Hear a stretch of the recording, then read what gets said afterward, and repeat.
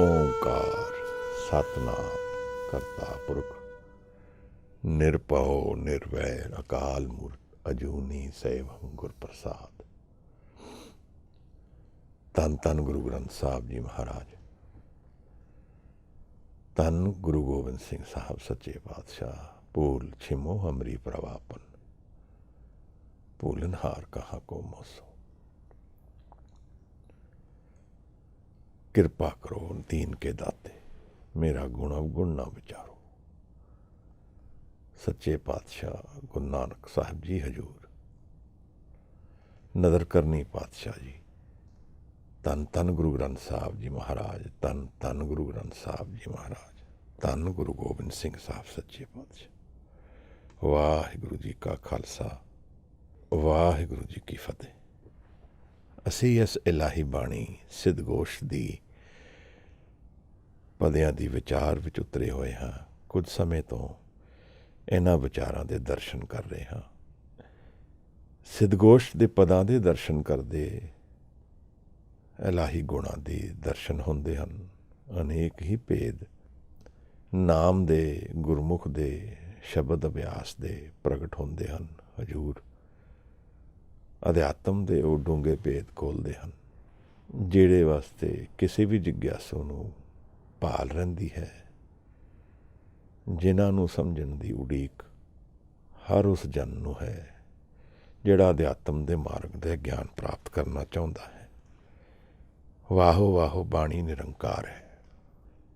ਅਸੀਂ ਹੁਣ ਤੱਕ ਦੇ ਸ਼ਬਦ ਅਭਿਆਸ ਦੇ ਮਾਰਗ ਵਿੱਚ ਉਤਰੇ ਹੋਏ ਅਸੀਂ 37ਵੀਂ ਪੌੜੀ 36 ਪੌੜੀ ਪਦ ਕਰ ਚੁੱਕੇ ਹਾਂ,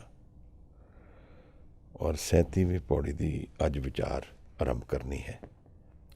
ਕਿਆ ਭਵੀਏ ਸੱਚ ਸੂਚਾ ਹੋਏ, ਸਾਚ ਸ਼ਬਦ ਬਿਨ ਮੁਕਤ ਨਾ ਕੋਏ।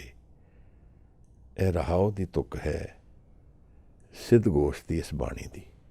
ਦਰਸ਼ਨ ਹੋ ਰਹੇ ਹਨ ਗੁਰੂ ਨਾਨਕ ਸਾਹਿਬ ਜੀ ਦੇ ਵਿਚਾਰਾਂ ਦੇ। ਸਾਹਿਬ ਨੂੰ ਮਿਲਣ ਦੀ ਇੱਕ ਵਿਧੀ ਹੈ। ਹਜ਼ੂਰ ਦੀ ਬਾਣੀ ਦੀ ਵਿਚਾਰ ਮਨ ਵਿੱਚ ਉਤਾਰੀਏ। ਹਜ਼ੂਰ ਦੇ ਪ੍ਰਗਟ ਬਚਨ ਆਪਣੇ ਧਿਆਨ ਵਿੱਚ ਉਤਾਰੀਏ ਔਰ ਉਹਨਾਂ ਦੀ ਕਮਾਈ ਕਰਨ ਦਾ ਯਤਨ ਕਰੀਏ। ਇਹ ਮੇਲ ਮਿਲਾਏ ਦੀ ਗੱਲ ਗੁਰੂ ਸਾਹਿਬ ਨੇ ਚਲਾਈ, ਗੁਰਮੁਖ ਦੇ ਬਾਰੇ ਕਿਹਾ ਹੈ। ਮਹਾਰਾਜ ਜਦੋਂ ਸਾਨੂੰ ਇਹ ਬਾਣੀ ਦੇ ਦਰਸ਼ਨ ਕਰਾ ਰਹੇ ਹਨ ਤਾਂ ਜਿਵੇਂ ਟੁੱਟਿਆਂ ਦੇ ਮੇਲ ਮਿਲ ਜਾਂਦੇ ਹਨ। ਵਿਛੜੇ ਲੋਕ ਇੱਕ ਜੁੜਨ ਦੀ ਵਿਧੀ ਲੱਭ ਰਹੇ ਹਨ। ਕਿਵੇਂ ਅਸੀਂ ਲੋਕ ਜੋ ਬਾਣੀ ਤੋਂ ਟੁੱਟੇ ਹਾਂ, ਨਿਰੰਕਾਰ ਨੂੰ ਜਾਣਨ ਦੀ ਵਿਧੀ ਤੋਂ ਦੂਰ ਹਾਂ, ਇੱਕ ਸੁਰਤ ਔਰ ਸ਼ਬਦ ਦੀ ਮੇਲ ਦੀ ਖੇਡ ਵੱਲ ਚੱਲਦੇ ਹਾਂ। ਸਾਹਿਬ ਦੀ ਕਿਰਪਾ ਹੈ। ਇਹ ਬਹੁਤ ਮਿਹਨਤ ਨਾਲ ਬਾਣੀ ਕੰਪੋਜ਼ ਕੀਤੀ ਗਈ ਹੈ, ਸੰਭਾਲੀ ਗਈ ਹੈ ਕਈ ਸਾਲ, ਔਰ ਸਾਹਿਬ ਨੇ ਫਿਰ ਸਾਨੂੰ ਇਹਦੇ ਵਿੱਚ ਆਪਣੇ ਵਿਚਾਰ, ਸਿੱਧਾਂ ਦੇ ਪ੍ਰਸ਼ਨ ਔਰ ਫਿਰ ਸਿੱਧਾਂ ਦੇ ਪ੍ਰਸ਼ਨਾਂ ਦਾ ਜਵਾਬ ਪੇਸ਼ ਕੀਤਾ ਹੈ। ਸਿੱਧਾਂ ਦੇ ਪ੍ਰਸ਼ਨ ਜਿਗਿਆਸੂ ਦੇ ਪ੍ਰਸ਼ਨ ਹਨ, ਪਰ ਜਿਹੜੇ ਪ੍ਰਸ਼ਨ ਸਿੱਧਗੋਸ਼ਟ ਵਿੱਚ ਪ੍ਰਗਟ ਹੋ ਰਹੇ ਹਨ ਇਹ ਬਹੁਤ ਹੀ ਗਹਿਨ ਹਨ, ਇੰਟੈਂਸ ਹਨ। ਸ਼ਾਇਦ ਹੀ ਅਸੀਂ ਲੋਕ ਇੰਨੀ ਇੰਟੈਂਸਿਟੀ ਦੇ ਇਹ ਪ੍ਰਸ਼ਨ ਪੁੱਛਦੇ ਹਾਂ, ਪਰ ਇਹਨਾਂ ਪ੍ਰਸ਼ਨਾਂ ਦੇ ਦਰਸ਼ਨ ਕਰਦੇ ਹੋਏ ਸਾਨੂੰ ਆਪਣੇ ਅੰਤਰ ਦੇ ਵੀ ਕਿਪਾਟ ਖੁੱਲ੍ਹਦੇ ਹਨ। ਕੁਝ ਸਾਨੂੰ ਆਪਣੇ ਬਾਰੇ ਵੀ ਗਿਆਨ ਹੁੰਦਾ ਹੈ। ਅਸੀਂ ਵੀ ਆਪਣੇ ਐਟੀਟਿਊਡ ਵਿੱਚ ਲਿਮਿਟਡ ਹਾਂ। ਕਿਵੇਂ ਇਹ ਪ੍ਰਸ਼ਨ ਮਨ ਦੀ ਹੋਰ ਗਹਿਰਾਈ ਸਾਡੇ ਨੂੰ ਖੋਲ੍ਹਦੇ ਹਨ। ਅਸੀਂ ਹੋਰ ਵੀ ਡੂੰਘੇ ਉਤਰ ਸਕਦੇ ਹਾਂ ਵਿਚਾਰ ਵਿੱਚ। ਵਿਚਾਰ ਤੋਂ ਮੈਨੂੰ ਭਾਵ ਲੱਗਦਾ ਹੈ ਸ਼ਬਦ ਨੂੰ ਵਿਚਾਰਨਾ ਔਰ ਸ਼ਬਦ ਦੇ ਧਿਆਨ ਵਿੱਚ ਉਤਰਨਾ। ਆਓ ਅਸੀਂ ਰਹਾਉ ਦੀ ਤੁਕ ਪੜ੍ਹਦੇ ਹੋਏ ਅੱਜ ਦੇ ਪਦੇ ਨੂੰ ਪੜ੍ਹੀਏ, ਫਿਰ ਇਹਦੇ ਦਰਸ਼ਨਾਂ ਵਿੱਚ ਉਤਰਾਂਗੇ। ਧੰਨਵਾਦ। ਵਾਹਿਗੁਰੂ ਜੀ। ਸਾਹਿਬ ਗੁਰੂ ਗੋਬਿੰਦ ਸਿੰਘ ਸਾਹਿਬ ਮਹਾਰਾਜ ਸਾਹਿਬ। ਕਿਆ ਭਵੀਐ ਸੱਚ ਸੂਚਾ ਹੋਏ, साच शब्द बिन मुकत ना कोय। रहाओ।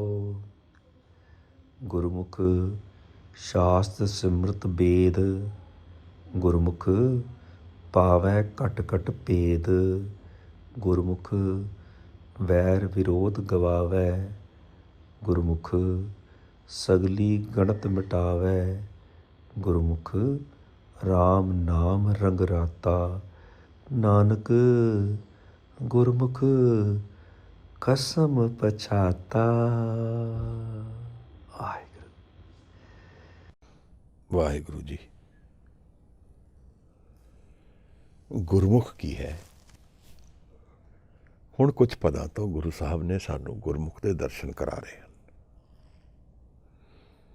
ਗੁਰਮੁਖ ਦਾ ਕੀ ਕਰਨੀ ਹੈ ਔਰ ਗੁਰਮੁਖ ਦੇ ਮਾਰਗ ਵਿੱਚ ਕੀ ਲਾਭ ਹਨ।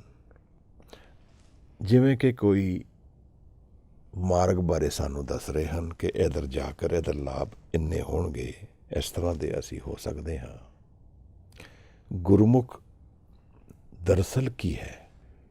ਕੋਈ ਪਦਵੀ ਹੈ ਜਾਂ ਗੁਰਮੁਖ ਕੋਈ ਜੀਵਨ ਦੀ ਅਪਰੋਚ ਹੈ, ਇੱਕ ਜੀਵਨ ਨੂੰ ਜੀਣ ਦੀ ਕਲਾ ਹੈ, ਜੀਵਨ ਦਾ ਇੱਕ ਐਟੀਟਿਊਡ ਹੈ, ਜੀਵਨ ਨੂੰ ਦੇਖਣ ਦਾ ਇੱਕ ਨਜ਼ਰੀਆ ਹੈ। ਜੇ ਸਾਨੂੰ ਕੋਈ ਕੋਚ ਕਿਸੇ ਖੇਡ ਬਾਰੇ ਦੱਸਦਾ ਹੈ ਤਾਂ ਉਹ ਸਾਨੂੰ ਸਮਝਾਉਂਦਾ ਹੈ ਕਿ ਕਿਵੇਂ ਖੇਡ ਕੇ ਅਸੀਂ ਠੀਕ ਤਰ੍ਹਾਂ ਖੇਡ ਸਕਦੇ ਹਾਂ, ਕਿਵੇਂ ਅਸੀਂ ਉਸ ਖੇਡ ਵਿੱਚ ਜਿੱਤ ਸਕਦੇ ਹਾਂ। ਜੇ ਜੀਵਨ ਨੂੰ ਖੇਡ ਸਮਝੀਏ ਤਾਂ ਸਾਹਿਬ ਦੱਸ ਰਹੇ ਹਨ ਕਿ ਗੁਰਮੁਖ ਜਿੱਤ ਕੇ ਜਾਂਦਾ ਹੈ।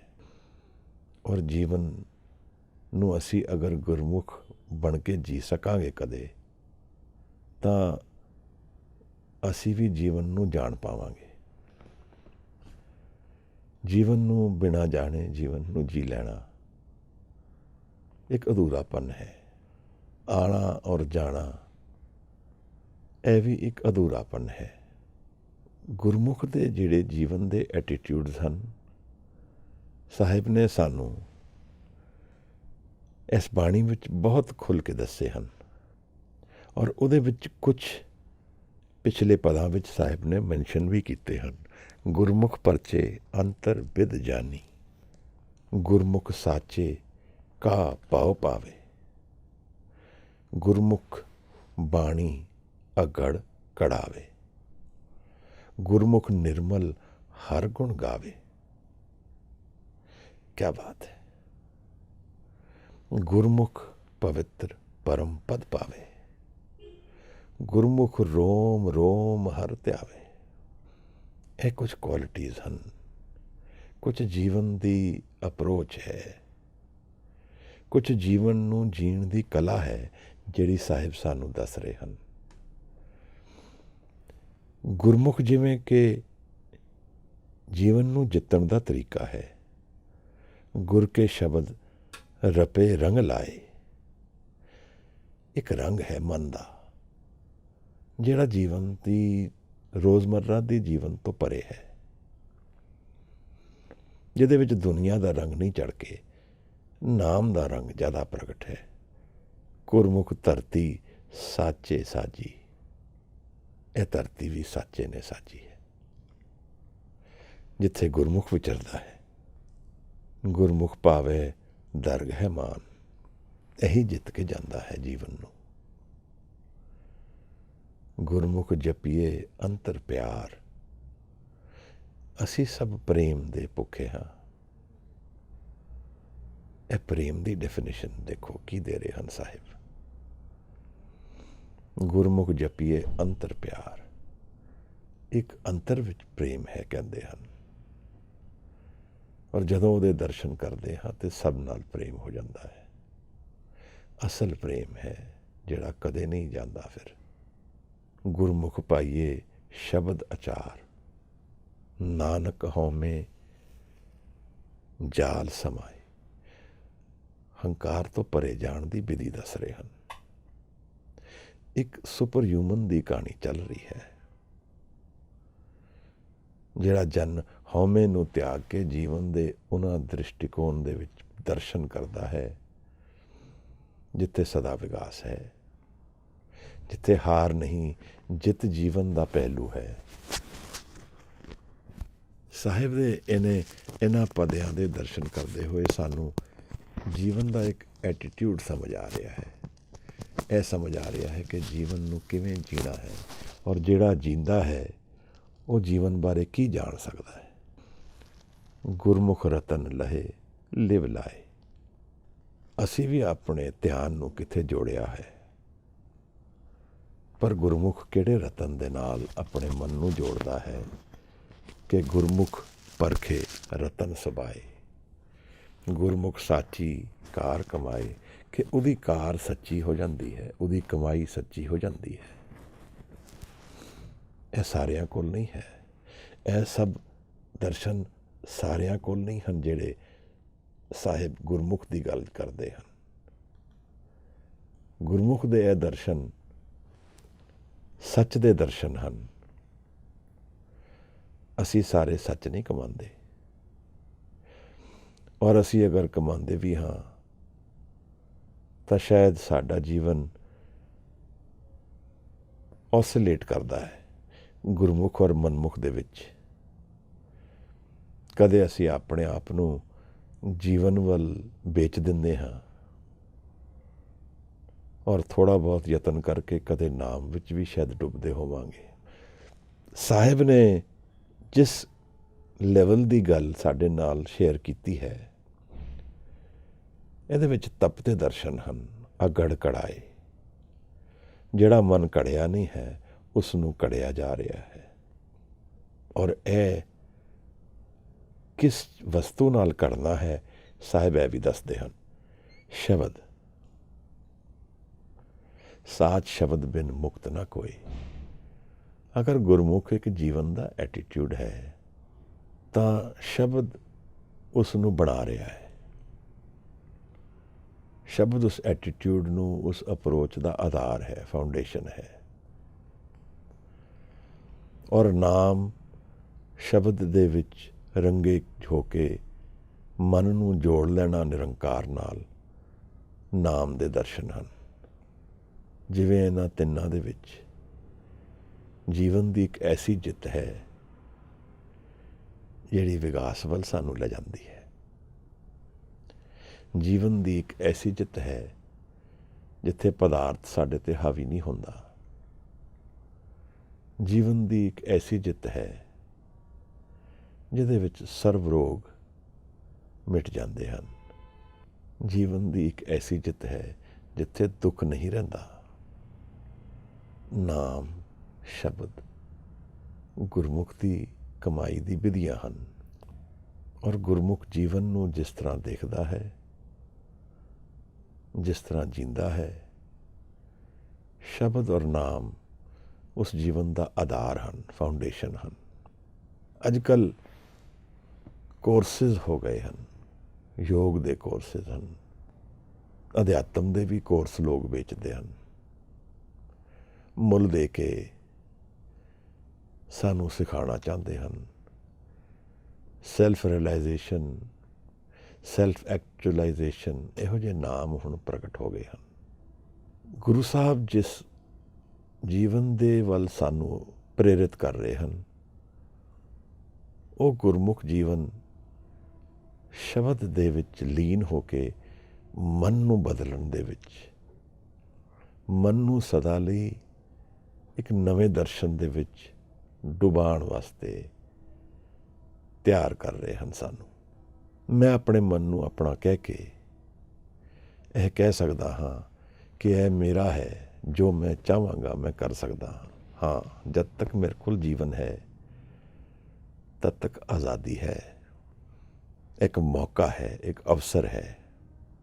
ਪਰ ਗੁਰੂ ਸਾਹਿਬ ਸਾਨੂੰ ਇਸ ਬਾਣੀ ਦੇ ਜ਼ਰੀਏ ਸਮਝਾ ਰਹੇ ਹਨ ਕਿ ਅਵਸਰ ਅਗਰ ਠੀਕ ਤਰ੍ਹਾਂ ਨਾ ਖੇਡਿਆ ਗਿਆ, ਇਹਦੇ ਦਰਸ਼ਨ ਸਹੀ ਰੂਪ ਵਿੱਚ ਨਾ ਹੋਏ, ਇਹਨੂੰ ਸਹੀ ਤਰੀਕੇ ਜਾਣਿਆ ਨਹੀਂ ਗਿਆ, ਔਰ ਸ਼ਬਦ ਤੋਂ ਨਿਰਲੇਪ ਅਗਰ ਮਨ ਭਟਕਦਾ ਰਿਹਾ ਤਾਂ ਇਹ ਮਨ ਫਿਰ ਹਾਰ ਜਾਏਗਾ। ਇਹਦੀ ਐम्पावरमेंट ਉਤਨੀ ਦੇਰ ਹੀ ਹੈ ਜਿਤਨੀ ਦੇਰ ਸਰੀਰ ਹੈ ਔਰ ਮਨ ਇੰਦਰੀਆਂ ਨਾਲ ਕਨੈਕਟਡ ਹੈ। ਉਤਨੀ ਦੇਰ ਜੀਵਨ ਨੂੰ ਇਹ ਲੱਗਦਾ ਹੈ ਕਿ ਸਭ ਕੁਝ ਮੇਰੇ ਹੱਥ ਵਿੱਚ ਹੈ। ਪਰ ਸਰੀਰ ਦੇ ਜਾਣ ਨਾਲ ਇੰਦਰੀਆਂ ਜਿਹੜੀ ਬਾਹਰ ਨਾਲ ਸਾਨੂੰ ਜੋੜਦੀਆਂ ਹਨ, ਇਸ ਤੋਂ ਸਾਡਾ ਵਿਛੋੜਾ ਹੋ ਜਾਏਗਾ ਔਰ ਫਿਰ ਮਨ ਆਪਣੇ ਸਤ ਵਿੱਚ ਸਮਾ ਜਾਏਗਾ। ਸਤ ਯਾਨੀ ਜੋ ਉਹਦੀ ਕੰਡੀਸ਼ਨ ਹੈ, ਜੋ ਉਹਦੀ ਮਾਨਸਿਕ ਅਵਸਥਾ ਹੈ, ਯਾਨੀ ਜੋ ਕਮਾਈ ਉਸ ਮਨ ਨੇ ਕੀਤੀ ਹੈ। ਉਹ ਦੋ ਰਸਤੇ ਸਾਹਿਬ ਨੇ ਸਾਨੂੰ ਦੱਸੇ ਹਨ। ਇੱਕ ਤਾਂ ਰਸਤਾ ਭ੍ਰਮਣ ਦਾ ਹੈ, ਮੂਵਮੈਂਟ ਦਾ ਹੈ, ਜਿੱਥੇ ਮਨ ਚੇਂਜ ਵੱਲ ਚਲਾ ਜਾਏਗਾ। ਕਿਹੋ ਜਿਹਾ ਚੇਂਜ ਹੋਏਗਾ? ਜਪਜੀ ਸਾਹਿਬ ਵਿੱਚ ਸਾਨੂੰ ਦਰਸ਼ਨ ਕਰਾਏ ਹਨ ਸਾਹਿਬ ਨੇ। ਆਪੇ ਬੀਜ ਆਪੇ ਹੀ ਖਾਓ, ਨਾਨਕ ਹੁਕਮੀ ਆਵੋ ਜਾਓ। ਤਾਂ ਆਪਣੇ ਹੀ ਕਰਮਾਂ ਦੇ ਅਨੁਸਾਰ ਉਸ ਮਨ ਨੂੰ ਹੁਣ ਇੱਕ ਜਰਨੀ 'ਤੇ ਜਾਣਾ ਪਏਗਾ, ਜਿਹਦੇ 'ਤੇ ਉਸ ਦਾ ਕੋਈ ਕੰਟਰੋਲ ਨਹੀਂ ਹੈ। ਔਰ ਇੱਕ ਦੂਸਰਾ ਮਾਰਗ ਸਾਹਿਬ ਨੇ ਦੱਸਿਆ ਹੈ, ਕਿਆ ਭਵੀਏ ਸੱਚ ਸੂਚਾ ਹੋਏ, ਸਾਚ ਸ਼ਬਦ ਬਿਨ ਮੁਕਤ ਨਾ ਕੋਏ। ਕਿ ਜਦੋਂ ਅਸੀਂ ਸ਼ਬਦ ਦੇ ਨਾਲ ਸਾਂਝ ਪਾਉਂਦੇ ਹਾਂ ਤਾਂ ਸਾਨੂੰ ਭ੍ਰਮਣ ਤੋਂ ਆਜ਼ਾਦੀ ਮਿਲ ਜਾਂਦੀ ਹੈ। ਸਾਨੂੰ ਹੁਣ ਉਹ ਅਵਸਥਾ ਨਹੀਂ ਮਿਲਦੀ ਜਿੱਥੇ ਸਾਡਾ ਕੰਟਰੋਲ ਹੈ ਹੀ ਨਹੀਂ, ਸਾਨੂੰ ਗਿਆਨ ਨਹੀਂ ਹੈ ਔਰ ਅਸੀਂ ਇੱਕ ਚੇਂਜ ਵੱਲ ਕਰਮਾਂ ਅਨੁਸਾਰ ਉਤਰਦੇ ਜਾ ਰਹੇ ਹਾਂ। ਮਰਨ ਦੀ ਇੱਕ ਐਸੀ ਅਵਸਥਾ ਦੀ ਗੱਲ ਸਾਹਿਬ ਨੇ ਸਾਡੇ ਨਾਲ ਸਾਂਝੀ ਕੀਤੀ ਹੈ, ਜਿੱਥੇ ਸਮਾ ਗਿਆ ਹੈ ਮਨ ਸੱਚ ਵਿੱਚ। ਸੱਚ ਵਿੱਚ ਸਮਾਉਣ ਦਾ ਭਾਵ ਇਹ ਹੈ, ਜਿਹੜਾ ਮਨ ਸਦਾ ਲਈ ਹੁਣ ਥਿਰ ਹੋ ਗਿਆ ਹੈ, ਸਟੇਬਲ ਹੋ ਗਿਆ ਹੈ। ਇਸ ਪਦੇ ਵਿੱਚ ਗੁਰਮੁਖ ਦੀ ਗੱਲ ਕਰਦੇ ਹੋਏ ਸਾਹਿਬ ਸਾਨੂੰ ਅੱਗੇ ਉਤਾਰ ਰਹੇ ਹਨ ਗੁਰਮੁਖ ਵੱਲ। ਗੁਰਮੁਖ ਸ਼ਾਸਤਰ ਸਿਮਰਤ ਵੇਦ। ਸਾਹਿਬ ਨੇ ਤਿੰਨੋਂ ਸ਼ਬਦ ਇਕੱਠੇ ਵਰਤੇ ਹਨ, ਸ਼ਾਸਤਰ ਸਿਮਰਤ ਵੇਦ। ਇਹ ਤਿੰਨੋਂ ਪ੍ਰਤੀਕ ਹਨ ਧਰਮ ਗ੍ਰੰਥਾਂ ਦੇ, ਗਿਆਨ ਦੇ ਗ੍ਰੰਥਾਂ ਦੇ। ਅਸੀਂ ਗਿਆਨ ਦੇ ਗ੍ਰੰਥ ਕਿਉਂ ਪੜ੍ਹਨਾ ਚਾਹੁੰਦੇ ਹਾਂ? ਜੀਵਨ ਦੇ ਬਾਰੇ ਅਸੀਂ ਜਾਣਨਾ ਚਾਹੁੰਦੇ ਹਾਂ। ਅਸੀਂ ਗਿਆਨ ਦੇ ਗ੍ਰੰਥ ਕਿਉਂ ਪੜ੍ਹਦੇ ਹਾਂ? ਤਾਂ ਕਿ ਸਾਨੂੰ ਗਿਆਨ ਹੋਏ ਕਿ ਜੀਵਨ ਹੈ ਕੀ। ਅਸੀਂ ਗਿਆਨ ਦੇ ਗ੍ਰੰਥ ਸਿਮਰਤ, ਸ਼ਾਸਤਰ ਔਰ ਵੇਦ ਇਤਿਆਦ ਇੱਕ ਖੋਜ ਲਈ ਪੜ੍ਹਦੇ ਹਾਂ। ਅਸੀਂ ਖੋਜ ਰਹੇ ਹਾਂ। ਔਰ ਅਗਰ ਇਹ ਅਪਰੋਚ ਗਹਿਨ ਹੈ, ਅਗਰ ਇਹ ਖੋਜ ਗਹਿਨ ਹੈ, ਤਾਂ ਅਸੀਂ ਇਹ ਖੋਜ ਰਹੇ ਹਾਂ ਕਿ ਮੈਂ ਕੀ ਹਾਂ, ਮੇਰਾ ਸਤ ਕੀ ਹੈ, ਮੇਰਾ ਦੁੱਖ ਕਿੱਥੇ ਜਾਏਗਾ, ਮੇਰਾ ਸੁੱਖ ਕਿੱਥੇ ਹੈ, ਮੈਨੂੰ ਆਜ਼ਾਦੀ ਕਿੱਥੇ ਮਿਲੇਗੀ। ਇਹੀ ਸਾਰੇ ਕੁਐਸਚਨਸ ਔਰ ਪ੍ਰਸ਼ਨ ਸਾਡੇ ਸਾਰਿਆਂ ਦੇ ਅੰਤਰ ਵਿੱਚ ਹਨ। ਜੀਵਨ ਦੀ ਪਰੇਸ਼ਾਨੀਆਂ 'ਚੋਂ ਇਹ ਪ੍ਰਸ਼ਨ ਉੱਠਣੇ ਲਾਜ਼ਮੀ ਹਨ ਔਰ ਜੀਵਨ ਨੂੰ ਜੀਂਦੇ ਹੋਏ ਇਹ ਪ੍ਰਸ਼ਨ ਜ਼ਰੂਰੀ ਹੀ ਉੱਠਦੇ ਹਨ ਕਿ ਜੀਵਨ ਦਰਅਸਲ ਹੈ ਕੀ। ਸਾਹਿਬ ਕਹਿੰਦੇ ਨੇ ਗੁਰਮੁਖ ਜਾਣਦਾ ਹੈ। ਜੋ ਇਹ ਗਿਆਨ ਅਸੀਂ ਸ਼ਾਸਤਰਾਂ ਵਿੱਚ ਬਾਹਰ ਮੁਖੀ ਹੋ ਕੇ ਲੱਭਣਾ ਚਾਹੁੰਦੇ ਹਾਂ, ਇਹ ਸ਼ਬਦ ਦੇ ਰਾਹੀਂ ਅੰਤਰ ਵਿੱਚ ਹਾਜ਼ਰ ਹੈ। ਮਨ ਦੀ ਇੱਕ ਐਸੀ ਅਵਸਥਾ ਹੈ ਜਿਹਦੇ ਵਿੱਚ ਅੰਤਰ ਦੇ ਗਿਆਨ ਹੋਣ ਕਰਕੇ ਜੀਵਨ ਦੇ ਸਾਰੇ ਭੇਦ ਖੁੱਲ੍ਹ ਜਾਂਦੇ ਹਨ। ਔਰ ਇਹ ਵੀ ਬੜਾ ਨਿਰਾਲਾ ਹੈ ਜੋ ਸਾਹਿਬ ਨੇ ਅਗਲੀ ਪੰਕਤੀ 'ਚ ਕਿਹਾ ਹੈ, ਗੁਰਮੁਖ ਪਾਵੇ ਘਟ ਘਟ ਭੇਦ। ਇਸ ਪੰਕਤੀ ਦਾ ਮਤਲਬ ਇਹ ਬਣਦਾ ਹੈ ਕਿ ਹਰ ਘਟ ਘਟ ਵਿੱਚ, ਹਰ ਕਣਕ ਵਿੱਚ, ਕਿਣਕੇ ਕਿਣਕੇ ਵਿੱਚ, every particle of existence of creation, ਉਹਦੇ ਵਿੱਚ ਭੇਦ ਹਾਜ਼ਰ ਹੈ, ਉਹਦੇ ਵਿੱਚ ਸਲਿਊਸ਼ਨਸ ਹਾਜ਼ਰ ਹਨ, ਉਹਦੇ ਵਿੱਚ ਆਨਸਰਸ ਹਾਜ਼ਰ ਹਨ, ਉਹਦੇ ਵਿੱਚ ਜੁੜਨਾ ਹਾਜ਼ਰ ਹੈ। ਭੇਦ ਹਨ, ਰਹੱਸ ਛੁਪੇ ਹਨ। ਇਸ ਤਰ੍ਹਾਂ ਨਹੀਂ ਹੈ ਕਿ ਕੋਈ ਇੱਕ ਜਗ੍ਹਾ 'ਤੇ ਹੈ, ਹਰ ਜਗ੍ਹਾ 'ਤੇ ਹਾਜ਼ਰ ਹਨ। ਅੰਤਰ ਜਾ ਕੇ ਸਾਹਿਬ ਦੱਸ ਰਹੇ ਹਨ ਮੈਨੂੰ ਕਿ ਅਸੀਂ ਇਸ ਭੇਦ ਨੂੰ ਜਾਣ ਸਕਾਂਗੇ। ਗੁਰਮੁਖ ਦਾ ਜੀਵਨ ਐਟੀਟਿਊਡ ਅਪਣਾ ਕੇ ਅਸੀਂ ਜੀਵਨ ਦੇ ਭੇਦ, ਜੀਵਨ ਦੇ ਰਹੱਸ, ਜੀਵਨ ਦੇ ਸੋਲਿਊਸ਼ਨਸ, ਜੀਵਨ ਦੀ ਅਵੇਕਨਿੰਗ, ਜੀਵਨ ਦਾ ਗਿਆਨ, ਜੀਵਨ ਦਾ ਨੇਚਰ, ਜੀਵਨ ਦਾ ਸੱਤ ਜਾਣ ਪਾਉਂਦੇ ਹਾਂ। ਇੱਕ ਜੀਣ ਦਾ ਤਰੀਕਾ ਹੈ, ਸਾਹਿਬ ਦੱਸ ਰਹੇ ਹਨ। ਗੁਰਮੁਖਾਂ ਨਾਲ ਮੈਂ ਕੁਝ ਸਾਲ ਰਿਹਾ। ਰਾਤ ਦੇ ਹਨੇਰੇ ਵਿੱਚ ਕਈ ਵਾਰ ਸ਼ਬਦ ਅਭਿਆਸ ਦੀ ਗਹਿਨ ਅਵਸਥਾ ਵਿੱਚ ਉਹਨਾਂ ਦੇ ਵਿੱਚੋਂ ਇਹੋ ਜਿਹੇ ਕਈ ਵਾਰ ਇਸ਼ੂਜ਼ ਨਿਕਲਦੇ ਜਿਹੜੇ ਜੀਵਨ ਬਾਰੇ ਕੁਝ ਸਮਝਾਉਂਦੇ ਹਨ।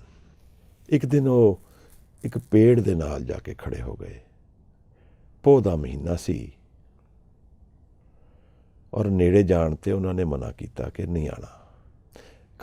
ਕਾਫੀ ਦੇਰ ਬਾਅਦ ਜਦੋਂ ਕਮਰੇ ਵਿੱਚ ਹਾਜ਼ਰ ਹੋਏ ਤਾਂ ਬੁਖਾਰ ਵੀ ਹੋ ਗਿਆ ਸ਼ਰੀਰ, ਉਮਰ ਵੀ ਜ਼ਿਆਦਾ ਸੀ। ਕੁਝ ਸਮੇਂ ਬਾਅਦ ਜਦੋਂ ਹਾਲਾਤ ਕੁਝ ਬਦਲੇ ਤਾਂ ਇਹ ਪ੍ਰਸ਼ਨ ਉੱਤਰਾਂ ਵਿੱਚ ਐਕਸਚੇਂਜ ਉਤਰ ਗਿਆ। ਕੀ ਹੋ ਗਿਆ? ਰਾਤ ਦੇ ਹਨੇਰੇ ਵਿੱਚ 3 ਵਜੇ ਪੇੜ ਦੇ ਨਾਲ ਜਾ ਕੇ ਖੜੇ ਹੋ ਗਏ ਔਰ ਅਰਦਾਸ ਵਿੱਚ ਜੁੜ ਪਏ। ਮੈਨੂੰ ਕਹਿੰਦੇ ਅੱਜ ਪੇੜ ਦੇ ਨਾਲ ਐਸੀ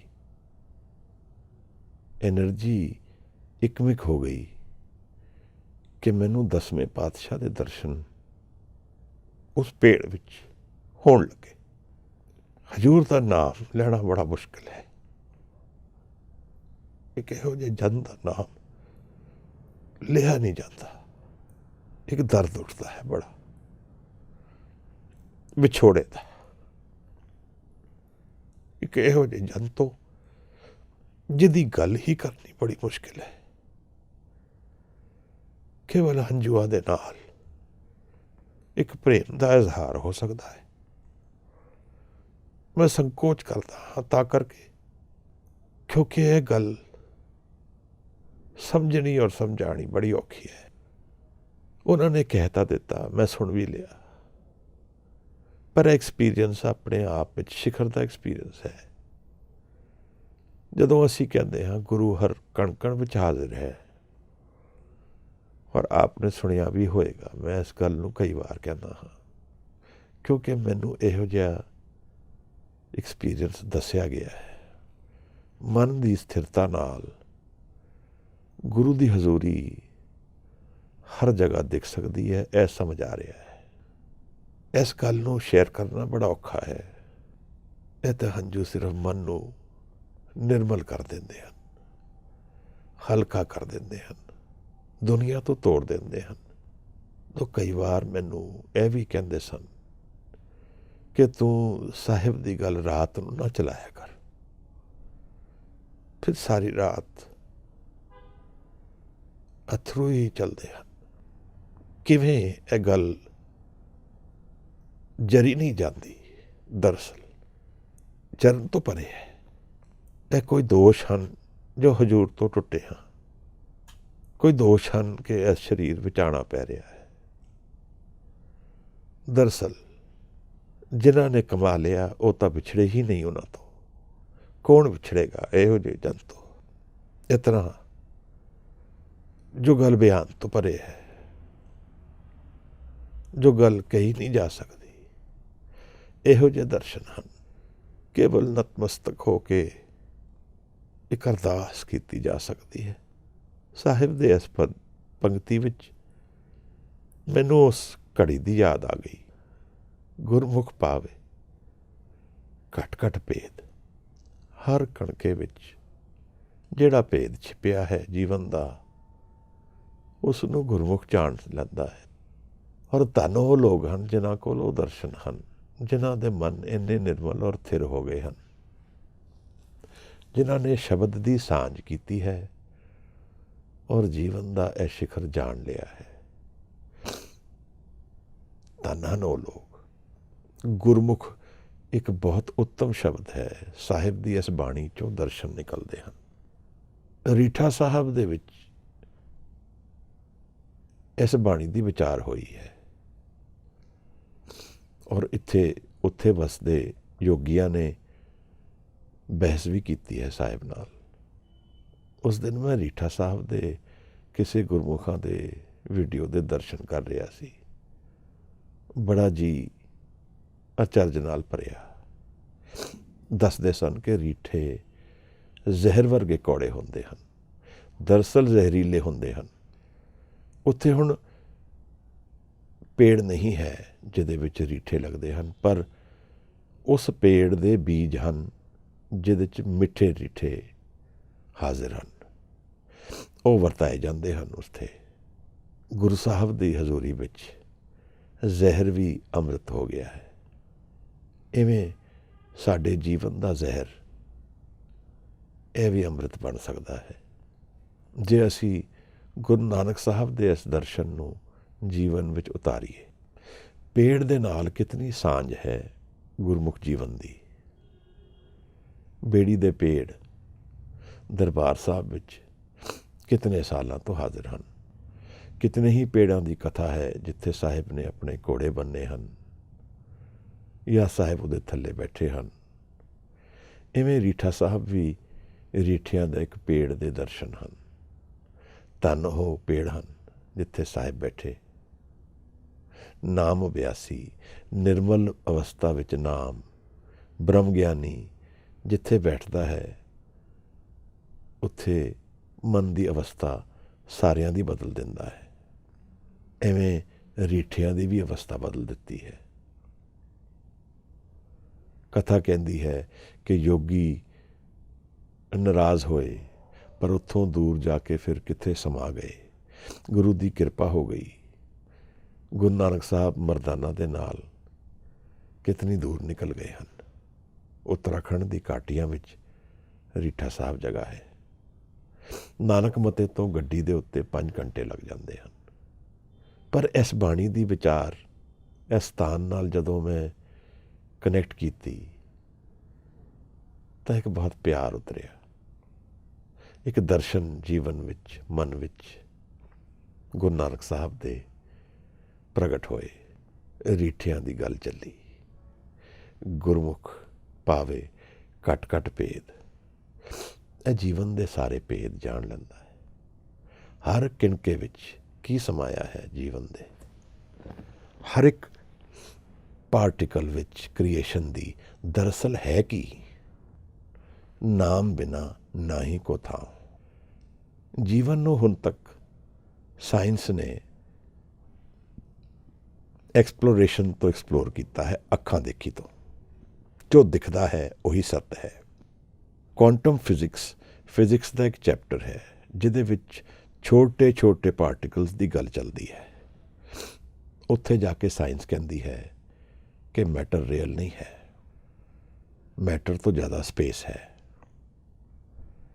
यानी जो नहीं है वो जो है उस तो ज़्यादा हजूरी विच है, हाजिर है। यानी जो नहीं दिखता वो जो दिखता है उस तो ज़्यादा उदा असर है। यानी जो अदृश्य है वो ज़्यादा शक्तिशाली है, प्रभावशील है। अवगतो निर्मायल उपजे, सरगुण ते निर्गुण थिया। ਸਾਹਿਬ ਨੇ ਇਸ ਬਾਣੀ ਵਿੱਚ ਦੱਸਿਆ ਹੈ। ਘਟ ਘਟ ਵਿੱਚ ਨਾਮ ਸਮਾਇਆ ਹੈ। ਹਜੂਰ ਸਾਨੂੰ ਦੱਸਦੇ ਹਨ, ਨਾਮ ਬਿਨਾ ਨਾਹੀ ਕੋ ਥਾਂ।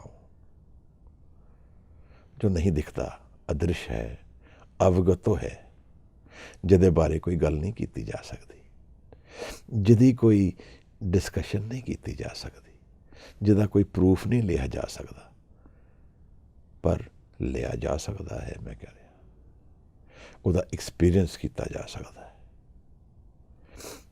ਮਨ ਦੀ ਅਵਸਥਾ ਤੋਂ ਨਾਮ ਨਾਲ ਜੁੜ ਕੇ ਨਿਰਮਾਇਲ ਉਪਜੇ। ਉੱਥੇ ਕੁਝ ਉਪਜਦਾ ਹੈ ਜਿਸ ਤੋਂ ਦੁਨੀਆ ਬਣਦੀ ਹੈ। ਨਿਰਗੁਣ ਔਰ ਸਰਗੁਣ ਦੋਨੋਂ ਉੱਥੋਂ ਪ੍ਰਗਟ ਹੋ ਰਹੇ ਹਨ।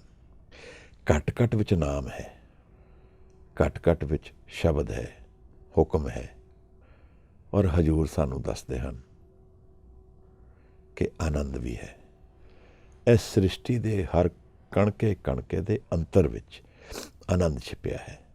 ਜਿਵੇਂ ਸਾਇੰਸ ਨੇ ਅੱਜ ਕਾਢ ਕੱਢ ਲਈ, ਫਿਸ਼ਨ ਔਰ ਫਿਊਜ਼ਨ ਤੋਂ ਨਿਊਕਲੀਅਰ ਐਨਰਜੀ ਬਣਾਈ ਕਿ ਹਰ ਕਣਕੇ ਵਿੱਚ, ਉਹਦੇ ਨਿਊਟਰੋਨਸ ਵਿੱਚ ਬਹੁਤ ਗਹਿਨ ਸ਼ਕਤੀ ਹੈ। ਪ੍ਰੇਮ ਇੱਕ ਬਹੁਤ ਗਹਿਨ ਸ਼ਕਤੀ ਹੈ। ਜੀਵਨ ਦੇ ਇਸ ਪੱਖ ਨੇ, ਡਿਵਿਸਿਵ ਮਾਈਂਡ ਨੇ, ਵੰਡੇ ਹੋਏ ਮਨ ਨੇ ਉਸ ਸ਼ਕਤੀ ਨੂੰ ਪਰਲੇ ਦੇ ਵੱਲ ਜੀਵਨ ਨੂੰ ਤੋਰ ਦਿੱਤਾ।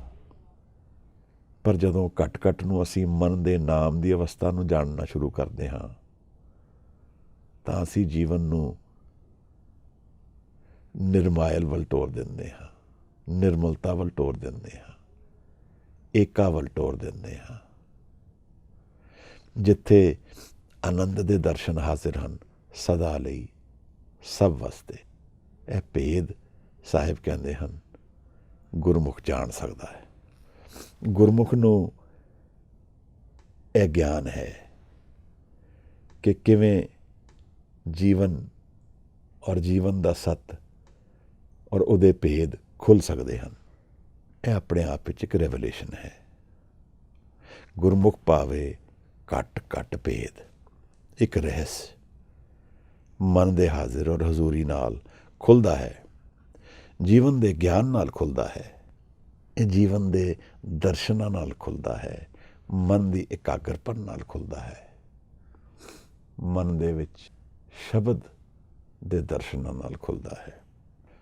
ਔਰ ਜਦੋਂ ਅਸੀਂ ਇਸ ਦਰਸ਼ਨ ਵੱਲ ਉਤਰਦੇ ਹਾਂ, ਸਾਹਿਬ ਕਹਿੰਦੇ ਹਨ ਕਿ ਬੈਰ ਔਰ ਵਿਰੋਧ ਇਹ ਦੁਐਤ ਦੀ ਖੇਡਾਂ ਹਨ। ਫਿਰ ਇਕਾਗਰ ਮਨ ਵਿੱਚ ਇਹਨਾਂ ਦੀ ਕੋਈ ਵੁਕਤ ਨਹੀਂ ਰਹਿ ਜਾਂਦੀ। ਗੁਰਮੁਖ ਵੈਰ ਵਿਰੋਧ ਗਵਾਵੇ, ਦੁਐਤ ਤੋਂ ਛੋੜ ਕੇ ਗੁਰਮੁਖ ਇਕਾਗਰਤਾ ਵੱਲ ਉਤਰ ਗਿਆ ਹੈ, ਜੀਵਨ ਦੀ ਇੱਕ ਸੈਲੀਬ੍ਰੇਸ਼ਨ ਵੱਲ ਉਤਰ ਗਿਆ ਹੈ, ਜਿਹਦੇ ਵਿੱਚ ਸਦਾ ਹਜ਼ੂਰੀ ਹੈ, ਸਦਾ ਆਨੰਦ ਹੈ, ਸਦਾ ਹੀ ਬਿਸਮਾਦ ਹੈ। ਉਸ ਇਕਾਗਰਤਾ ਵਿੱਚ ਰਹੱਸ ਖੁੱਲ੍ਹਦਾ ਹੈ ਜੀਵਨ ਦਾ। ਨਾਨਕ ਭਗਤਾ ਸਦਾ ਵਿਗਾਸ, ਸੁਣਿਐ ਦੁਖ ਪਾਪ ਕਾ ਨਾਸ। ਸੂਫੀ ਇਸ ਨੂੰ ਸਾਊਂਡ ਆਫ ਸਾਇਲੈਂਸ ਕਹਿੰਦੇ ਹਨ। ਸਾਇਲੈਂਸ, ਇੱਕ ਚੁੱਪ ਦੇ ਵਿੱਚ ਆਵਾਜ਼ ਆ ਰਹੀ ਹੈ, ਆਨੰਦ ਪਿਆ ਮੇਰੀ ਮਾਏ ਸਤਿਗੁਰੂ ਮੈਂ ਪਾਇਆ। ਇੱਕ ਮਨ ਦੀ ਇਕਾਗਰਤਾ ਔਰ ਸ਼ਾਂਤੀ ਵਿੱਚ ਇੱਕ ਕਮਲ ਖਿੜ ਰਿਹਾ ਹੈ, ਜਿਹਦੇ ਵਿੱਚ ਆਨੰਦ ਦੇ ਸੋਮੇ ਬਹਿ ਰਹੇ ਹਨ। ਅੰਮ੍ਰਿਤ ਦੀ ਇਹੋ ਜਿਹੀ ਲਹਿਰ ਚੱਲ ਰਹੀ ਹੈ, ਜਿਹਦੇ ਵਿੱਚ ਮਨ ਡੁੱਬ ਕੇ ਅਵਗਤੋਂ ਨਿਰਮਾਇਲ ਉਪਜੇ। ਮਨ ਨਿਰਮਲ ਹੋ ਜਾਂਦਾ ਹੈ, ਮਨ ਇੱਕ ਤੀਰਥ ਵਿੱਚ ਉਤਰ ਜਾਂਦਾ ਹੈ, ਮਨ ਇੱਕ ਇਹੋ ਜਿਹੇ ਦਰਸ਼ਨਾਂ ਵਿੱਚ ਉਤਰ ਜਾਂਦਾ ਹੈ ਜਿੱਥੇ ਵੈਰ ਔਰ ਵਿਰੋਧ ਖਤਮ ਹੋ ਜਾਂਦਾ ਹੈ। ਕੇਵਲ ਪ੍ਰੇਮ ਆਧਾਰ ਜੀਵਨ ਦਾ ਸਥਾਪਿਤ ਹੋ ਜਾਂਦਾ ਹੈ। ਲੱਗਦਾ ਇਸ ਤਰ੍ਹਾਂ ਹੈ ਕਿ ਅੱਜ ਲੋੜ ਇਸ ਸ੍ਰਿਸ਼ਟੀ ਨੂੰ, ਇਸ ਸਾਡੇ ਜਗਤ ਨੂੰ, ਇਹ ਰੀਠਿਆਂ ਵਰਗੇ, ਜ਼ਹਿਰ ਵਰਗੇ ਹਾਲਾਤ ਬਣ ਗਏ ਸਾਡੇ। ਇਹਨਾਂ ਨੂੰ ਮਿੱਠਾ ਕਰਨ ਲਈ ਇਸ ਨਾਮ ਦੀ ਹਜ਼ੂਰੀ ਦੀ ਲੋੜ ਹੈ। ਮਨ ਵਿੱਚ ਨਾਮ ਉਤਾਰਨਾ ਹੈ, ਮਨ ਵਿੱਚ ਇੱਕ ਪ੍ਰੇਮ ਉਤਰਨਾ ਹੈ ਜੋ ਜੋੜੇਗਾ ਸਾਨੂੰ ਬਿਸਮਾਦ ਨਾਲ। ਤਾਂ ਇਹ ਜਿਹੜੇ ਬਾਹਰਲੇ ਹਾਲਾਤ ਨੇ ਜ਼ਹਿਰੀਲੇ, ਇਹ ਫਿਰ ਨਿਰਮਲ ਹੋ ਕੇ ਆਨੰਦ ਨਾਲ ਜੁੜ ਜਾਣਗੇ। ਇਹ ਜੀਵਨ ਫਿਰ ਬਦਲ ਜਾਏਗਾ। ਹਜੂਰ ਨੇ ਆਪਣੇ ਆਪ ਨਾਲ ਇਹ ਸੁਨੇਹਾ ਛੱਡਿਆ ਹੈ ਦੁਨੀਆ ਵਿੱਚ।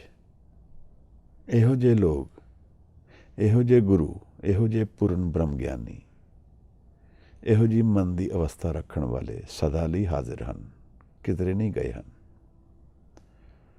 ਔਰ ਉਹਦਾ ਸੁਨੇਹਾ सदा हाजिर है। जद तक सृष्टि है उस तो बाद भी। आद सच जुगाद सच, आद विच भी सच है। ਜਦੋਂ ਯੁੱਗ ਹੋਣਗੇ ਤਾਂ ਵੀ ਸੱਚ ਹੈ, ਯੁੱਗ ਮਿਟ ਜਾਣਗੇ ਤਾਂ ਵੀ ਸੱਚ ਹੈ। ਇਸ ਪੱਖ ਨਾਲ ਦੇਖਿਆ ਜਾਏ ਤਾਂ ਉਹਨਾਂ ਦੇ ਦਰਸ਼ਨ ਕਦੇ ਮਿਟ ਨਹੀਂ ਸਕਦੇ ਹਾਂ। ਉਹਨਾਂ ਨੂੰ ਮਿਲਣਾ ਇੱਕ ਇਹੋ ਜਿਹਾ ਵਿਆਹ ਹੈ ਜਿਹੜਾ ਕਦੇ ਡਾਈਵੋਰਸ ਨਹੀਂ ਹੋਏਗਾ। ਸਰੀਰ ਨਾ ਹੈ ਤਾਂ ਵੀ ਨਹੀਂ, ਸਰੀਰ ਹੈ ਤਾਂ ਵੀ ਨਹੀਂ। ਸਾਹਿਬ ਦੇ ਇਸ ਬਚਨ ਤੋਂ कितना प्यार आंदा है। गुरमुख पावे घट घट भेद, गुरमुख वैर विरोध गवावे। गुरमुख ने सारे दुख जीवन दे खत्म कर लए हैं, अपने भी और अपने आले दुआले दे भी। दिखण विच सानू शायद नहीं आएगा, पर एक जगिया होया इंसान जीवन दा सत जानदा है, जीवन दे बदलते हालात जानता है और उन्हां तो परे दा जीवन जींदा है, जिथे कोई बदलाव नहीं है, सदा विकास है, आनंद है, लॉस नहीं है, गलती नहीं है। फिर इहो जी अवस्था विच हजूर एक होर निराली गल चलाते हैं, गुरमुख सगली गणत मिटावे। गिणतियां उहदे कोल हन जिन्हें किधरे जाना है, जिहदे कोल घट है, कुछ वादा करना है। गिणतियां वो करता है जिसने कुछ होर पाण की उम्मीद रखी है, पर जिसका भांडा सारी सृष्टि के आनंद नाल भर गया होए, उन्होंने किहड़ी गिणतियां की लोड़ है। 13-13 करके साहिब ने यही प्रगट किया कि मैं तो समान नूं तैयार हाँ नाम विच, मैनू किहड़ी गिणतियां की लोड़ है। मैं गिणतियां तो परे हाँ। गिणती माया का प्रतीक है, एक 99 का गेड़ है जिहदे विच मन सदा अस्थिरता वल खिंचिया जाता है। असी लोग सब शेयर मार्केट जानते हाँ। शेयर मार्केट की है? कॉन्सटेंट चेंज का प्रतीक है, और ਜਿਹੜੇ ਅਸੀਂ अपनी सुरत ਨੂੰ ਉਹਦੇ ਨਾਲ जोड़ते हाँ, फिर कॉन्सटेंट चेंज ਵੱਲ ही जाते हाँ। ਉਹਦੇ ਵਿੱਚ फिर नफ़ा नुकसान, मेरा नफ़ा दूसरे का नुकसान। एक प्रश्न पूछण वाला है, मैं फर्स्ट आंदा हाँ क्योंकि कोई सेकंड आएगा, अगर कोई सेकंड नहीं होएगा तो मैं फर्स्ट नहीं आ सकता। इस करके अगर सेकंड नूं हटा दईए तो मेरे फर्स्ट की की वुकत रह जाती है। इस तरह जिहड़ी जित किसी दूसरे ते दे हार ते आधारित है, वो कितनी की जित होएगी? क्योंकि अगर मैं हारन वाले नूं हटा देंगा तो जितन वाला भी हट गया। जितदा वो है जद दूजा हारदा है, और हार जित दी इस खेड विच असी अपनी हार दी ही उड़ीक कर रहे हैं। मैं नहीं कह रहा कि असी शेयर नहीं खरीदने हैं, मैं कह रहा हाँ कि जीवन विच जीण दा आधार वो होना चाहिए है जिहदे च सब जित के जान। जिवें साहिब सानू समझाते हैं सरबत दा भला, और वो सिर्फ नाम नाल हुंदा है। रीठियां दे विच ये जिहड़ी रीठा साहब वाली कथा है, ये मैनू कई दिन मेरे नाल रही। कौड़ेपन नूं मिठा किवें कर दे सकते हैं जीवन दे। एक परेशान योगी जो दूसरियां दा हक मारना चाहुंदा है, दूसरियां नूं डोमीनेट करना चाहुंदा है, उसनूं भी प्रेम नाल जोड़ना है। जुड़े हुए जन यह कर सकते हैं। मेरे जीवन विच भी जहर है। साहिब ने सानू इस बाणी नाल दसिया है कि शब्द नाल इस जहर तो मुक्ति सानू मिल सकती है। गुरु नानक साहब दे एक दर्शन हैं। 100 तो कमरे वध बने हैं उस रीठा साहब गुरुद्वारे च, एक बियाबार जंगल जिथे कुछ भी नहीं सी। एक गुरमुख गुरु ਪੂਰਨ ਬ੍ਰਹਮ ਗਿਆਨੀ ਦੀ ਦਰਸ਼ਨਾਂ ਦੀ ਨਿਸ਼ਾਨ ਛਾਪ, ਨਾਮ ਦੀ ਛਾਪ, ਜੁੜਨ ਦੀ ਛਾਪ ਦੇ ਦਰਸ਼ਨ ਹੋ ਰਹੇ ਹਨ। ਗੁਰਮੁਖ ਸਗਲੀ ਗਣਤ ਮਿਟਾਵੇ, ਸਾਰੀ ਗਿਣਤੀਆਂ ਖਤਮ ਹੋ ਜਾਂਦੀਆਂ ਹਨ ਜਦੋਂ ਅਸੀਂ ਨਾਮ ਨਾਲ ਜੁੜ ਜਾਂਦੇ ਹਾਂ, ਪ੍ਰੇਮ ਨਾਲ ਜੁੜ ਜਾਂਦੇ ਹਾਂ। ਇਹ ਗਿਣਤੀਆਂ, ਇਹ ਆਪਸੀ ਵੰਡਾਂ, ਇਹ ਆਪਸੀ ਦੁਵੈਸ਼, ਇਹ ਆਪਸ ਵਿੱਚ ਵਿਰੋਧ, ਆਪਸ ਦੇ ਵਿੱਚ ਬੈਰ, ਇਹ ਉਸ ਮਨ ਦੀ ਅਵਸਥਾ ਹੈ ਜਿੱਥੇ ਨਾਮ ਨਹੀਂ ਹੈ। ਸਾਹਿਬ ਦੱਸਦੇ ਹਨ ਕਿ ਜਿਹੜਾ ਗੁਰਮੁਖ ਹੈ, ਜਿਹੜਾ ਸ਼ਬਦ ਨਾਲ ਜੁੜੇਗਾ, ਉਹ ਆਪਣੇ ਅੰਤਰ ਵਿੱਚ ਗਿਆਨ ਪ੍ਰਾਪਤ ਕਰ ਲਏਗਾ। ਉਹ ਆਪਣੇ ਅੰਤਰ ਵਿੱਚ ਜਾਣ ਲਏਗਾ ਕਿ ਸ਼ਬਦ ਕੀ ਹੈ। ਗੁਰ ਕੇ ਸ਼ਬਦ ਰਪੇ ਰੰਗ ਲਾਏ, ਉਹਨੂੰ ਰੰਗ ਚੜ੍ਹੇਗਾ ਨਾਮ ਦਾ।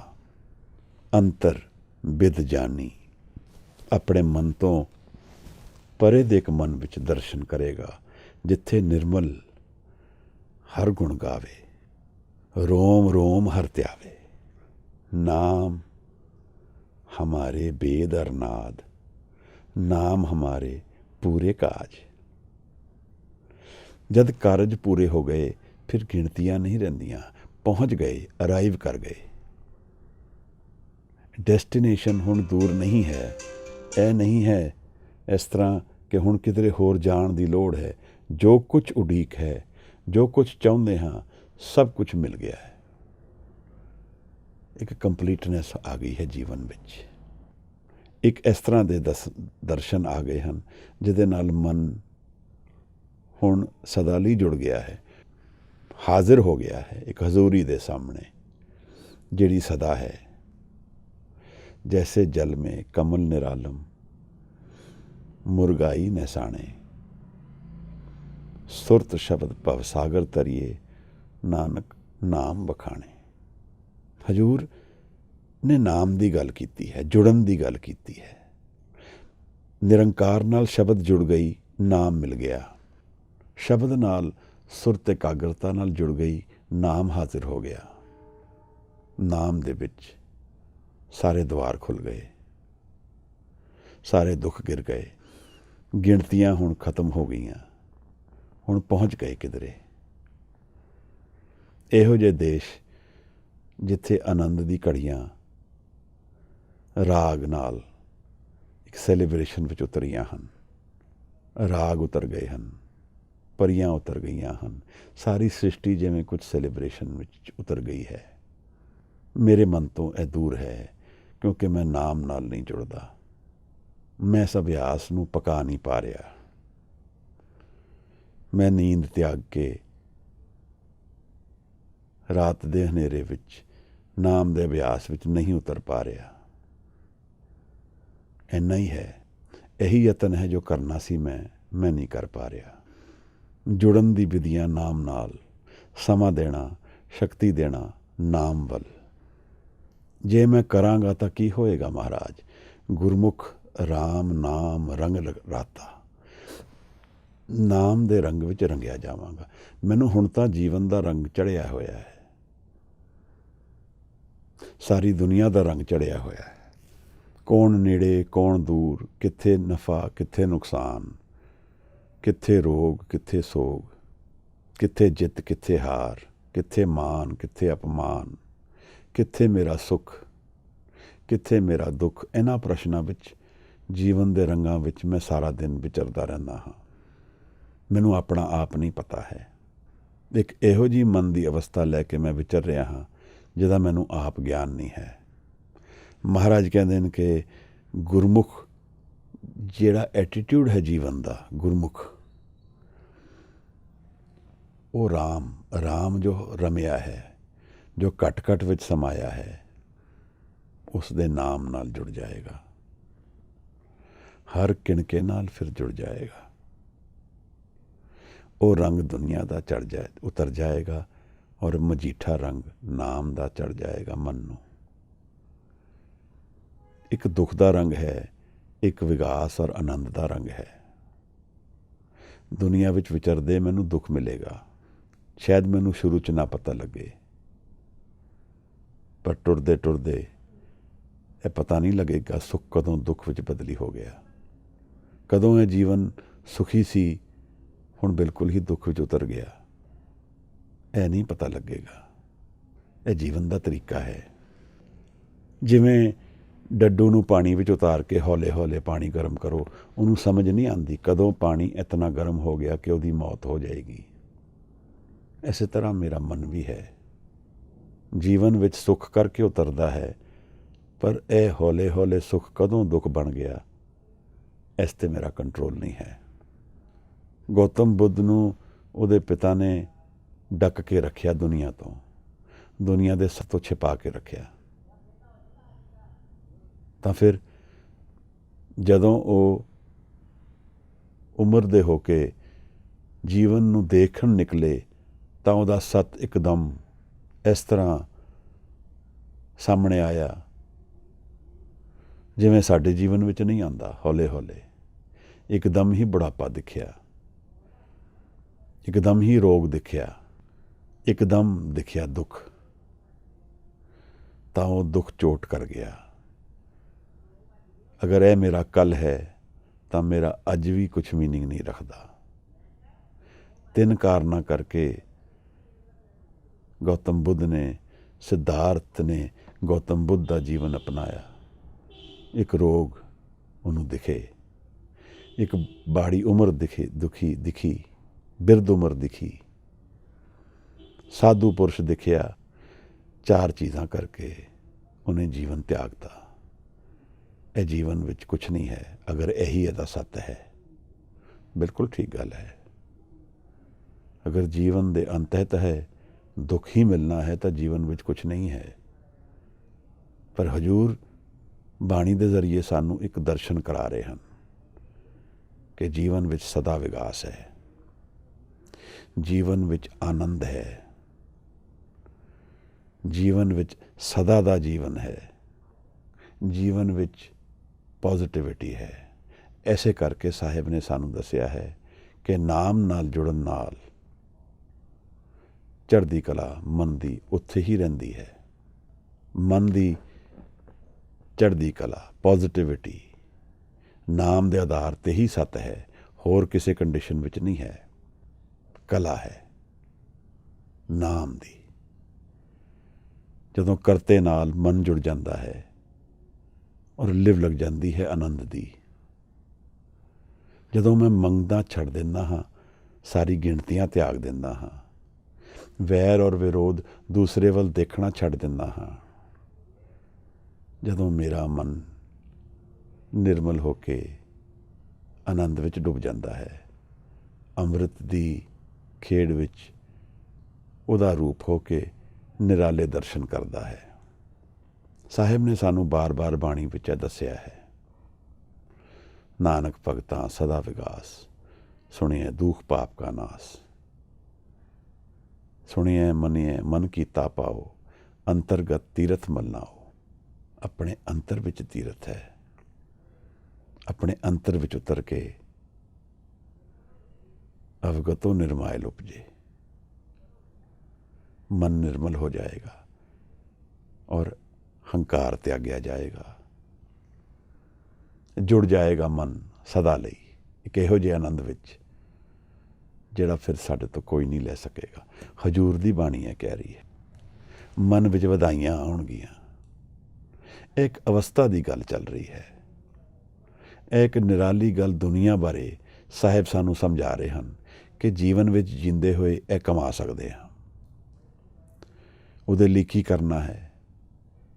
ਇੱਕ ਅਵਸਰ ਮਿਲਿਆ ਹੈ। ਭਾਈ ਪ੍ਰਾਪਤ ਮਾਨੁਖ ਦੇ ਹੁਰੀਆ, ਗੋਬਿੰਦ ਮਿਲਣ ਕੀ ਇਹੋ ਤੇਰੀ ਬਰੀਆ। ਇਹ ਬਰੀਆ ਹੈ, ਬਾਰੀ ਹੈ ਗੋਬਿੰਦ ਨੂੰ ਮਿਲਣ ਦੀ। ਸਾਡੇ ਸਾਰਿਆਂ ਦਾ ਫਰਜ਼ ਇਸ ਪਾਸੇ ਨੂੰ ਟੁਰਨ ਦਾ ਹੈ, ਗੁਰਮੁਖ ਵੱਲ, ਗੁਰਮੁਖ ਦੇ ਜੀਵਨ ਨੂੰ ਜਾਣਨ ਦਾ ਹੈ। ਗੁਰਮੁਖ ਰਾਮ ਨਾਮ ਰੰਗ ਰਾਤਾ, ਰਤਿਆ ਗਿਆ ਉਸ ਰੰਗ ਵਿੱਚ।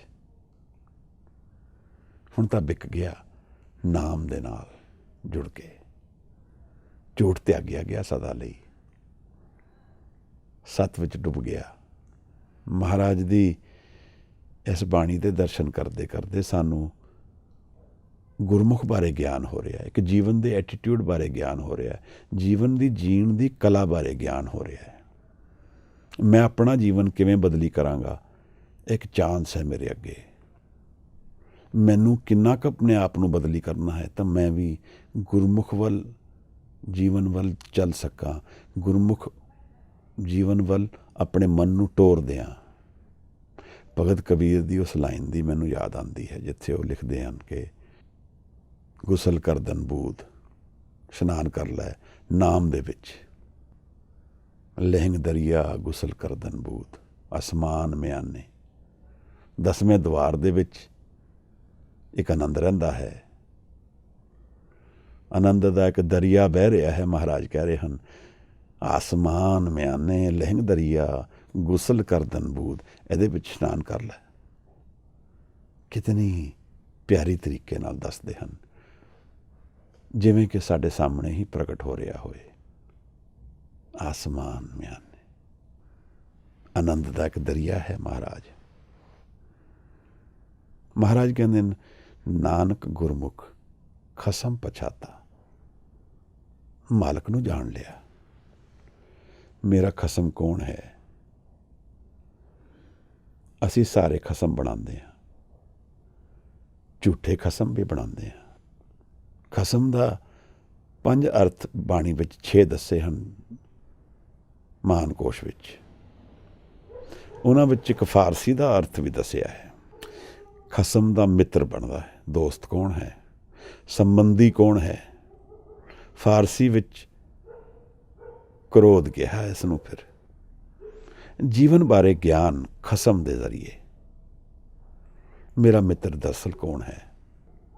ਭਗਤ ਰਵਿਦਾਸ ਵੀ ਕਹਿ ਰਹੇ ਹਨ ਕਿ ਜੋ ਇਸ ਸ਼ਹਿਰ ਦੇ ਵਾਸੀ ਹਨ ਸੋਈ ਮੀਤ ਹਨ ਹਮਾਰੇ, ਜੋ ਹਮ ਸ਼ਹਿਰੀ ਸੋ ਮੀਤ ਹਮਾਰਾ। ਜੋ ਇਸ ਬੇਗਮਪੁਰਾ ਦੇ ਵਿੱਚ ਵਸਦੇ ਹਨ, ਜਿੱਥੇ ਹੰਕਾਰ ਤਿਆਗ ਕੇ ਇੱਕ ਆਨੰਦ ਪ੍ਰਾਪਤ ਹੁੰਦਾ ਹੈ, ਉਹ ਸਾਰੇ ਮੇਰੇ ਮੀਤ ਹਨ, ਉਹ ਸਾਰੇ ਮੇਰੇ ਖਸਮ ਹਨ। ਖਸਮ ਦਾ ਮਤਲਬ ਮਾਲਕ ਵੀ ਬਣਦਾ ਹੈ, ਪਤੀ ਵੀ ਬਣਦਾ ਹੈ, ਸਵਾਮੀ ਵੀ ਬਣਦਾ ਹੈ। ਆਕਾ ਮਾਲਕ ਨਾਨਕ ਹੁਕਮ ਨਾ ਜਲੀਏ, ਨਾਲ ਖਸਮ ਚਲੇ ਅਰਦਾਸ। ਨਾਨਕ ਹੁਕਮ ਨਾ ਚੱਲਈ, ਨਾਲ ਖਸਮ ਚਲੇ ਅਰਦਾਸ। ਕਰਤਾਰ, ਇਹ ਵੀ ਖਸਮ ਦਾ ਅਰਥ ਬਣ ਰਿਹਾ ਹੈ। ਕਰਤਾਰ, ਖਸਮ ਵਿਸਾਰੇ ਕੀਏ ਰਸ ਭੋਗ, ਖਸਮ ਵਿਸਾਰ ਕੀਏ ਰਸ ਭੋਗ। ਸੋ ਇਸ ਖਸਮ ਨੂੰ ਗੁਰਮੁਖ ਕਹਿੰਦੇ ਨੇ ਜਾਣ ਲੈਂਦਾ ਹੈ। ਜੀਵਨ ਦੀ ਐਟੀਟਿਊਡ ਦੀ ਗੱਲ ਚੱਲ ਰਹੀ ਹੈ, ਜਿਹਦੇ ਨਾਲ ਮੈਂ ਇਸ ਸ੍ਰਿਸ਼ਟੀ ਦੇ ਅਸਲ ਮਾਲਕ ਨੂੰ ਜਾਣ ਪਾਉਂਦਾ ਹਾਂ। ਸ਼ਬਦ ਦੇ ਜ਼ਰੀਏ ਇਹ ਰਿਵੀਲ ਹੁੰਦਾ ਹੈ, ਨਾਮ ਦੇ ਜ਼ਰੀਏ ਇਹ ਰੰਗ ਮੇਰੇ ਮਨ 'ਤੇ ਚੜ੍ਹਦਾ ਹੈ, ਜਿਹਦੇ ਨਾਲ ਮੈਂ ਉਸ ਰੈਲਮ ਵਿੱਚ ਐਂਟਰ ਕਰਨ ਦੀ ਵੀਜ਼ਾ ਲੈ ਲੈਂਦਾ ਹਾਂ। ਇੱਕ ਰੈਲਮ ਹੈ ਮਨ ਦਾ, ਜਿੱਥੇ ਮੈਂ ਨਹੀਂ ਜਾ ਸਕਦਾ ਕਿਉਂਕਿ ਮੇਰਾ ਮਨ ਨਿਰਮਲ ਨਹੀਂ ਹੈ। ਮੇਰੇ ਮਨ ਦੇ ਵਿੱਚ ਹੰਕਾਰ ਹੈ। ਤਾਂ ਨਾਮ ਔਰ ਹਉਮੈ 2 ਵਿਰੋਧੀ ਚੀਜ਼ਾਂ ਨੇ। ਹਜੂਰ ਸਾਨੂੰ ਇਨਵਾਈਟ ਕਰ ਰਹੇ ਹਨ ਗੁਰਮੁਖ ਜੀਵਨ ਨੂੰ ਜਾਣਨ ਵਾਸਤੇ, ਆਪਣੀ ਸ਼ਕਤੀਆਂ ਗੁਰਮੁਖ ਵੱਲ ਤੋਰਨ ਵਾਸਤੇ, ਆਪਣੀ ਜੀਵਨ ਦੀ ਐਨਰਜੀ ਲਗਾਉਣ ਵਾਸਤੇ, ਇਸ ਅਪਰੋਚ ਨੂੰ ਡਿਵੈਲਪ ਕਰਨ ਲਈ ਜਿਹਦੇ ਵਿੱਚ ਗੁਰਮੁਖ ਦੀ ਗੱਲ ਚੱਲ ਰਹੀ ਹੈ। ਨਾਨਕ ਗੁਰਮੁਖ ਖਸਮ ਪਛਾਤਾ, ਜਾਣ ਲਿਆ ਉਸ ਕਰਤਾਰ ਨੂੰ ਜਿਹੜਾ ਮਾਲਕ ਹੈ ਸਾਰੀ ਸ੍ਰਿਸ਼ਟੀ ਦਾ। ਮੇਰਾ ਮੀਤ ਕੌਣ ਹੈ ਜੋ ਸਦਾ ਹੈ ਮੇਰੇ ਨਾਲ? ਮੇਰਾ ਸਵਾਮੀ, ਮੇਰਾ ਪਤੀ ਕੌਣ ਹੈ ਜੋ ਸਦਾ ਹੈ ਮੇਰੇ ਨਾਲ, ਜੋ ਮੇਰੇ ਅਧੂਰੇਪਨ ਨੂੰ ਖਤਮ ਕਰ ਦੇਗਾ ਹਮੇਸ਼ਾ ਲਈ? ਉਹ ਕੌਣ ਹੈ? ਮਹਾਰਾਜ ਕਹਿੰਦੇ ਨੇ ਗੁਰਮੁਖ ਜਾਣ ਲੈਂਦਾ ਹੈ। ਗੁਰਮੁਖ ਇੱਕ ਜੀਵਨ ਦਾ ਐਟੀਟਿਊਡ ਹੈ, ਇੱਕ ਜੀਣ ਦੀ ਕਲਾ ਹੈ, ਇੱਕ ਜੀਣ ਦਾ ਅਪਰੋਚ ਹੈ, ਜੀਵਨ ਨੂੰ ਦੇਖਣ ਦਾ ਇੱਕ ਨਜ਼ਰੀਆ ਹੈ। ਸਾਹਿਬ ਉਹ ਸਮਝਾ ਰਹੇ ਹਨ। ਹਜੂਰ ਦੀ ਅੱਜ ਇਹ 37ਵੀਂ ਪੌੜੀ ਦੇ ਦਰਸ਼ਨ ਕਰਦੇ ਕਰਦੇ ਅਸੀਂ ਸਿੱਧ ਗੋਸ਼ ਦੀ ਇਸ ਬਾਣੀ ਦੇ ਮੱਧ ਤੱਕ ਸ਼ਾਇਦ ਆ ਗਏ ਹਾਂ, ਜਾਂ ਥੋੜ੍ਹੀ ਜਿਹੀ ਮੱਧ ਦੇ ਨੇੜੇ ਹੀ ਹਾਂ। ਬੜੀ ਪਿਆਰੀ ਦਰਸ਼ਨ ਹਨ ਗੁਰੂ ਸਾਹਿਬ ਦੇ ਇਹਨਾਂ ਪਦਾਂ ਦੇ। ਮਨ ਨਿਹਾਲ ਹੋ ਜਾਂਦਾ ਹੈ ਇਹਨਾਂ ਦੀ ਵਿਚਾਰ ਸਾਂਝੀ ਕਰਦੇ ਕਰਦੇ। ਆਪ ਸਭ ਦਾ ਧੰਨਵਾਦੀ ਹਾਂ। ਮੈਂ ਅਨੇਕਾਂ ਹੀ ਗਲਤੀਆਂ ਕਰਦਾ ਹਾਂ। ਆਪ ਕੋਈ ਸੁਧਾਰ ਕਰਨਾ ਚਾਹੋ ਜ਼ਰੂਰ ਜੀ ਆਇਆਂ ਨੂੰ। ਕੋਈ ਆਪ ਕੁਝ ਕਹਿਣਾ ਚਾਹੋ, ਕੁਝ ਦੱਸਣਾ ਚਾਹੋ, ਮੋਸਟ ਵੈਲਕਮ। ਅੱਜ ਦੀ ਬਾਣੀ ਦੀ ਇਹ ਵਿਚਾਰ ਪ੍ਰਵਾਨ ਕਰਨਾ ਜੀ। ਬਹੁਤ ਬਹੁਤ ਧੰਨਵਾਦ। ਵਾਹਿਗੁਰੂ ਜੀ ਕਾ ਖਾਲਸਾ, ਵਾਹਿਗੁਰੂ ਜੀ ਕੀ ਫਤਿਹ।